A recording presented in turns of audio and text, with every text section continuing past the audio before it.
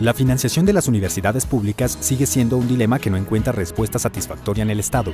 Si bien existe consenso en que la educación es necesaria para el desarrollo del país, la falta de recursos para alcanzarla sigue siendo la constante. La propuesta económica del Gobierno nacional no es suficiente, menos si se pretende que las universidades públicas incrementen cobertura, profundicen su labor de investigación y tengan docentes de alta calidad. En la actualidad, muchos de estos centros educativos apenas tienen para pagar nóminas y responder con las demandas de la sociedad. Requiere de un esfuerzo mayor por parte del Estado. Para entender cuál es la realidad económica de las universidades públicas en Colombia, hablaremos con Ángela González. Ángela María González es ingeniera industrial con especialización en gestión pública e instituciones administrativas. Tiene un máster en gestión universitaria de la Universidad de Alcalá de Henares. Cuenta con una amplia trayectoria en el sector público. Allí ha ocupado importantes cargos, entre los que se destacan el de subdirectora administrativa y financiera en el Departamento Administrativo de Bienestar Social del Distrito y directora de gestión corporativa en la Secretaría de Integración Social. Desde hace 3 años se desempeña como gerente financiera y administrativa de la Universidad Nacional de Colombia.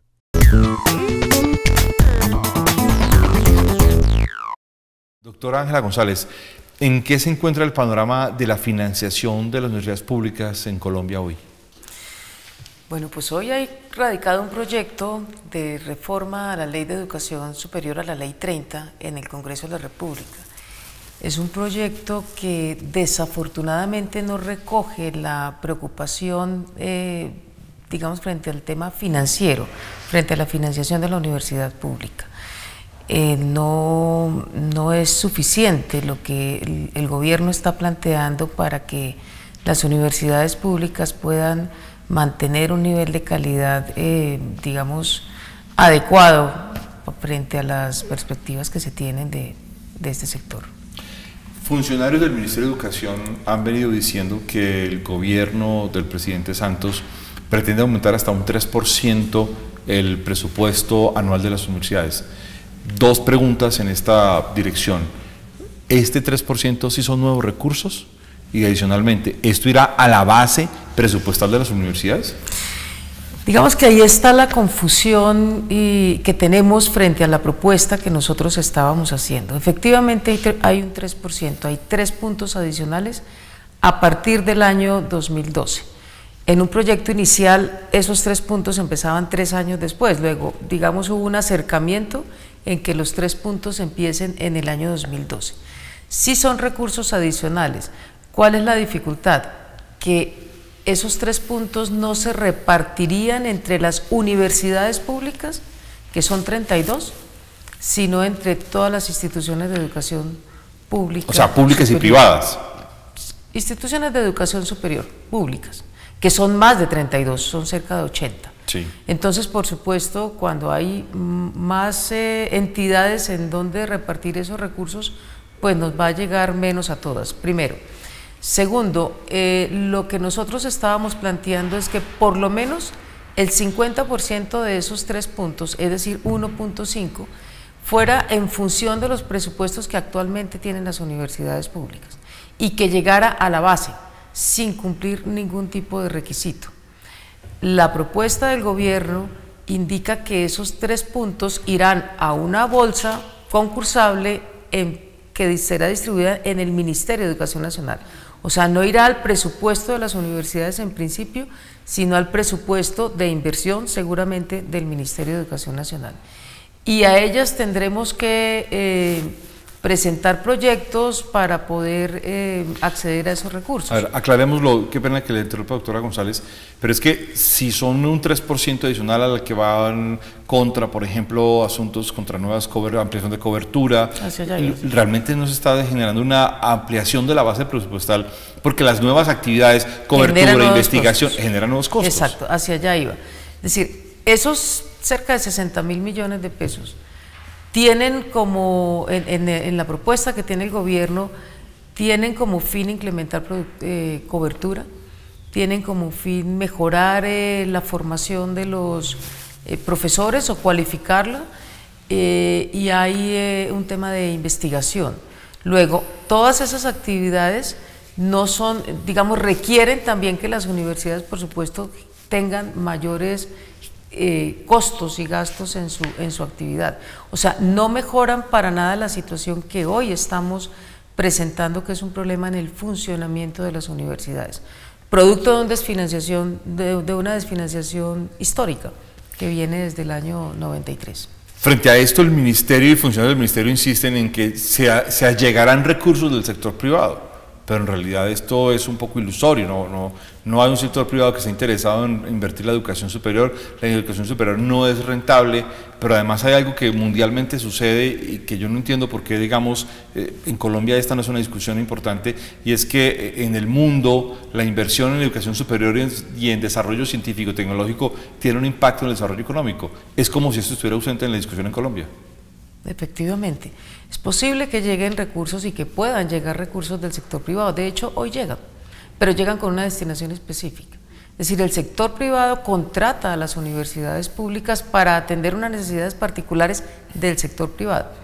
Luego los recursos que llegan a través de consultorías o apoyo a proyectos de investigación son para eso, no son ni podrán ser tampoco para atender el funcionamiento de las universidades, que es donde tenemos la dificultad.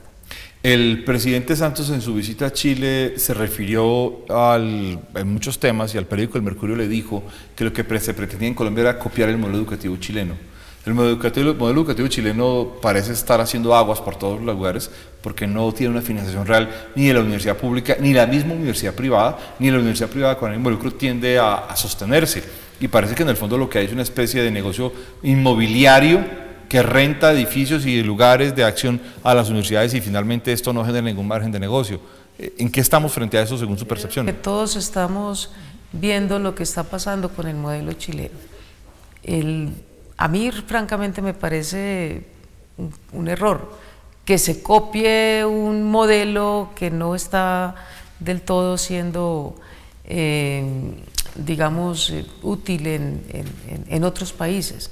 El problema de la educación superior pública, repito, es que no tiene presupuesto suficiente para su funcionamiento. Para volver a las condiciones financieras y no involucrarlo a usted en opiniones políticas. Gracias. Yo quisiera, para ir sobre lo mismo, pero en otro tópico, es que normalmente los gobiernos no han involucrado dentro del presupuesto de educación superior asuntos como la modernización tecnológica o los costos de los equipos científicos o la necesidad de la inversión en desarrollo científico, y no creo que esta reforma de la Ley 30 esté contemplando eso. Efectivamente no lo está contemplando. Si miráramos nos situáramos en el año 92, 93, claramente el desarrollo tecnológico del mundo en general es muy distinto al que tenemos hoy, casi 30 años después. Cada vez se exige más inversión en tecnología, cada vez hay más exigencia también en temas de conectividad, en laboratorios. Luego, el aporte de la nación que quedó en el año 1992, digamos, congelado, creciendo a un índice de precios al consumidor, es decir, en precios constantes, no ha contemplado para nada esa inversión que las entidades de educación superior, todas en general, pero en particular estas han tenido que hacer en tecnología, en ciencia y tecnología. Y esto es parte de lo que también nosotros, desde el SUBE, desde ASCUN, hemos reclamado, que haya una inversión, un presupuesto para inversión en tecnología y en laboratorios. Al no existir esa consideración dentro de la ley, no puede haber un asunto de recursos adicionales. No. Pero ¿cuál va a ser entonces la fuente a la que tendríamos que acudir desde las universidades públicas para poder mantener un desarrollo científico permanente? Yo creo que esa es justamente la discusión. Las universidades tienen que insistir en que es importante el aporte que se haga del gobierno, seguramente a través de esta ley o de otras que tengan una apuesta, digamos, directa con el desarrollo tecnológico que tienen las universidades. No, yo veo difícil, la verdad, que las universidades tengan más inversión de sus recursos propios en este tipo de tecnologías si no tienen garantizado su funcionamiento. Pero, por ejemplo, el gobierno dice, es que las universidades tienen que acudir a nuevas condiciones. Usted nos decía hace un momento que el sector privado acude a las universidades para hacer unas contrataciones de unas consultorías o unos proyectos de evaluación o desarrollar algunos productos, pero son proyectos absolutamente limitados. Y los márgenes de ganancia, para ponerlo en esos términos, son absolutamente estrechos cuando existen. Sí. ¿Cuáles son las nuevas actividades? Seguir pretendiendo que las universidades tienen que financiarse, digamos, para poder complementar estos presupuestos con contratos, con actividades de consultoría con el sector público y el privado, pues eso tiene límites. Y yo creo que las universidades ya estamos llegando a esos límites. No podemos dedicar nuestra actividad, que es fundamentalmente docente y de investigación, a realizar consultorías, que repito, tienen esa destinación específica y el margen es muy poquito. Luego yo lo único que veo es que garantizar el funcionamiento necesariamente implica sacrificar inversión en las universidades, y eso no es justamente lo que queremos. Los funcionarios del Ministerio justifican, entre otras, este proyecto de ley y esta tendencia en muchas discusiones, y una de ellas, y en muchos elementos que suelen utilizar como descripciones del manejo de dineros y de presupuestos de las universidades públicas. Uno de los puntos que suelen decir es que las universidades públicas no son transparentes en el manejo de sus dineros. ¿Esto es cierto? Eso no es cierto. Eso no, pues de hecho quien tendría que afirmar con alguna prueba ese tipo de comentarios son los entes de control.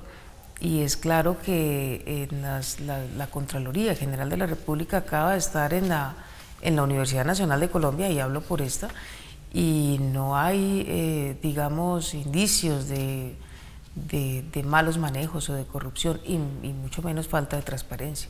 Las cifras de las universidades en general y de la nacional en particular son públicas, se reportan a todos los entes de control. ¿Son transparentes? Absolutamente transparentes, y son claras. Dentro de ese mismo criterio de no transparencia, muchas veces también han esgrimido el criterio de la ineficiencia, y hacen una suma absolutamente elemental, una aritmética, por llamarlo de una forma pueril, de coquito, en el sentido de decir que es un promedio del promedio valor de estudiantes, y hay un promedio actual de valor de estudiantes para las universidades públicas de 6 millones de pesos. En algunas universidades se dice que el promedio del costo por estudiante es mucho más alto. ¿Qué factores influyen en que los costos sean diferenciados entre algunas universidades y otras? En el caso de la Universidad Nacional de Colombia, que es la que, digamos, tiene más oferta educativa, y sobre todo en carreras del área de ciencias o de la arte, pues exige sin duda una mayor inversión para poder que haya una mejor calidad en los programas que se ofrecen. Inversión en laboratorios, inversión en más profesores por estudiante. Eso hace que no sea lo mismo, digamos, contemplar en costos de universidades que no tienen este tipo de carreras que le apuestan a la ciencia. O programas de doctorado, o programas o laboratorios. De doctorado, exactamente. Pues reparten unos costos con un mayor número de alumnos y menos profesores, y sobre menos cantidad de profesores, y con menos inversión en tecnología. Yo creo que esa es realmente la diferencia, y ahí tiene que ver con la calidad y con el tipo de carreras que se ofrecen. Entonces uno podría concluir que el Ministerio tiene un error al creer que tiene que sacarse un promedio de costo igual por estudiante en todo el sistema de educación superior. Para mí es claro que no se puede dividir el presupuesto o el aporte que dan sobre el número de estudiantes sin tener en cuenta esas no puede ser un coeficiente simple, tiene que crear una cosa más diferenciada. Tiene que ser más diferenciado. En esa dirección de esos coeficientes, de esas valoraciones, de la conformación de los presupuestos, suceden cosas paradójicas. Por ejemplo, una universidad importante privada radicada en Bogotá tiene una alianza con la Universidad Nacional para utilizar los laboratorios de la Universidad Nacional. Esto es una demostración que quizás el sector privado no va a ser capaz con un desarrollo científico-tecnológico de largo plazo. Absolutamente de acuerdo con lo que estás planteando, ¿sí? Es así, digamos, la infraestructura en laboratorios que tiene la Universidad Nacional de Colombia ha sido una apuesta de muchos años a ser una universidad de investigación, a convertirse, y hoy lo somos de hecho, pero digamos no es sostenible por mucho tiempo mantener una renovación en esos laboratorios si no hay una apuesta del Estado a esto. Adicionalmente a estas críticas de falta de transparencia, de ineficiencia, asuntos que no son claros como el asunto de los laboratorios o la capacidad de investigación y la infraestructura que se requiere para investigar, aparece la idea de que las universidades tienen que autofinanciarse, pero ya estamos viendo que desde hace unos años para acá algunas universidades públicas ya tienen problemas para mantenerse en pie. Incluso se dice que a lo largo de este año 2011 algunas universidades no podrán llegar a final de año o van a entrar en un dilema de si pagan pensiones o pagan salarios o cubren algunos aspectos de gasto de funcionamiento. Este es un panorama que ¿qué tanto va a afectar este panorama? ¿Qué tan real es este panorama? ¿Y qué tanto va a afectar al resto de las universidades públicas en Colombia?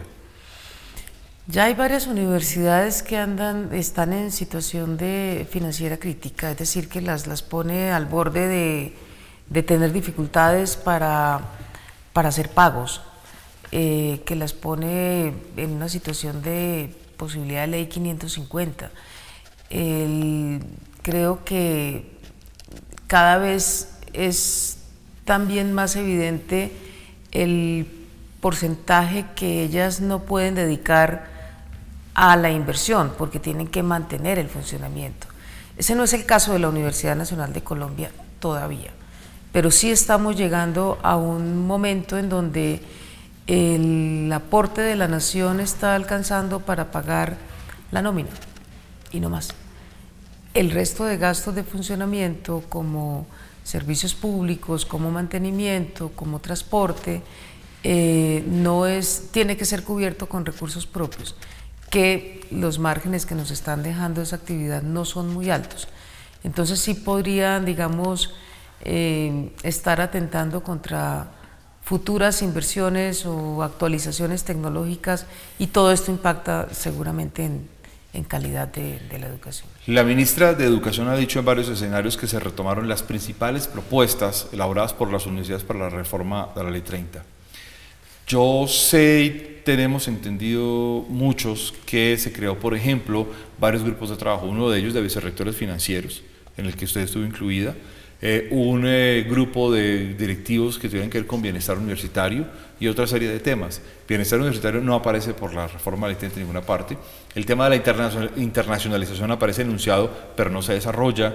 Pero en el sector financiero, en el caso financiero, ¿se tomaron las recomendaciones? ¿Fueron incluidas dentro de la última reforma? No, nosotros hicimos una propuesta de alrededor de 14 artículos que tenían que ver con el tema financiero.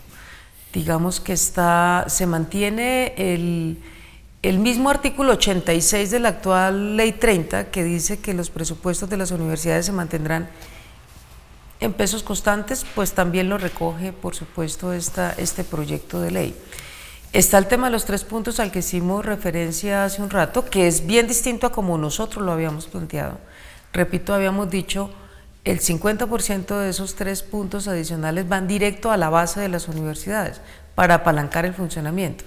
En la propuesta que está radicada en el Congreso, los 3 puntos van a fortalecer unos intereses, digamos, unos proyectos del Ministerio de Educación Nacional que tienen que ver con ampliación de cobertura, con el tema de formación de los docentes, con investigación, que ya hicimos referencia hace un rato a eso. Hay que concursar para tener, digamos, recursos de esas bolsas y además le van a generar más gastos a las universidades. Entonces no es lo mismo, no es comparable esos dos. Con relación al artículo que tiene que ver con el Producto Interno Bruto, que es el actual artículo 87 de la Ley 30 del 92, es el mismo artículo. Hoy, en la propuesta que está radicada en el gobierno, se copia, prácticamente igual.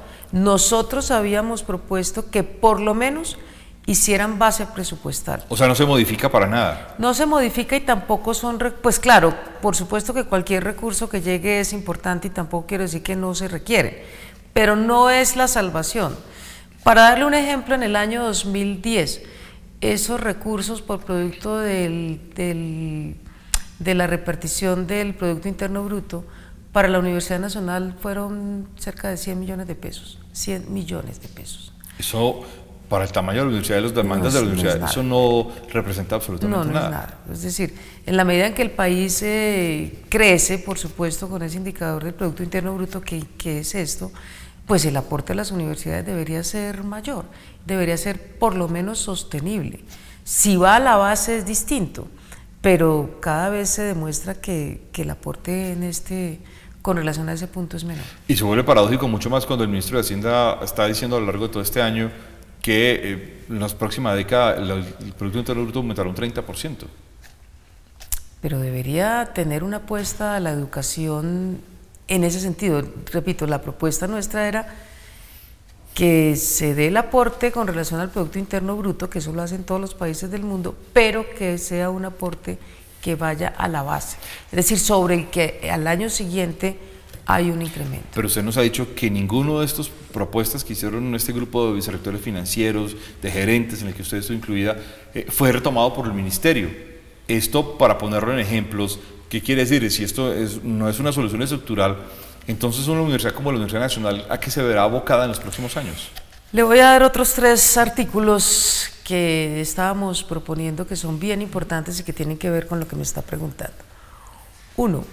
El problema financiero de las universidades, lo hemos dicho, lo hemos sustentado, está publicado, tiene origen en que hay muchos gastos que hemos tenido que asumir las universidades sin que tengan un respaldo presupuestal, producto de normas expedidas por quién, por el Congreso o por leyes o por el gobierno, decretos.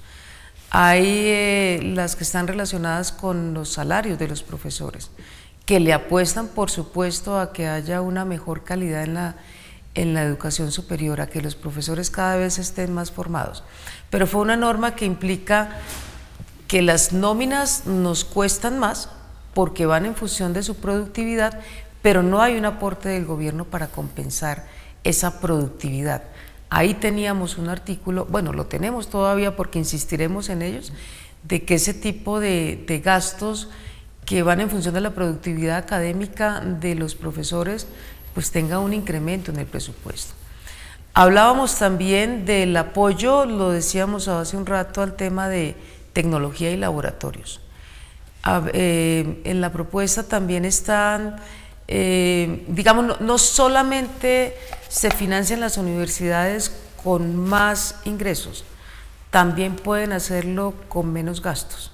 Y en ese sentido tenemos un artículo que tiene que ver con que nuestros campus universitarios puedan ser considerados de estrato 1. Eso nos disminuiría gastos de servicios públicos y gastos de impuestos. Es una forma también de financiar a la universidad. El aporte que hoy hacemos a las cajas de compensación familiar, nuestra propuesta iba en función de que no nos obligaran a hacerlo y que ese presupuesto nosotros pudiéramos destinarlo a actividades de bienestar universitario, que hoy están, digamos, también siendo objeto del mismo presupuesto. Entonces, este es el tema en donde queremos seguir insistiendo, que creemos que la apuesta puede ser por otras vías también. El tema del reforzamiento estructural y de infraestructura. Los campus universitarios fueron construidos hace muchísimos años, bueno, de muchas universidades, hablo por la Universidad Nacional de Colombia, y no cumplen todos ellos las normas de sismoresistencia. Y no hay recursos para mantenerlos. Y no hay recursos para hacerlo. Y digamos, es una responsabilidad del Estado también tener estos edificios reforzados. Con condiciones mínimas de seguridad para protección de estudiantes y profesores. O para también que al momento de un evento catastrófico pues puedan, pues no hayan estos desastres que conoce uno que hay a nivel mundial cuando hay, por ejemplo, un sismo. Ahí estábamos planteando que hubiera una inversión en un periodo de tiempo, pero que hubiera una inversión porque la universidad no tiene recursos para hacer todos esos reforzamientos. Doctora Ángela María González, muchas gracias por estar con nosotros en Meridianos de la Universidad Nacional de Colombia. A usted, profesor, muchas gracias. Gracias.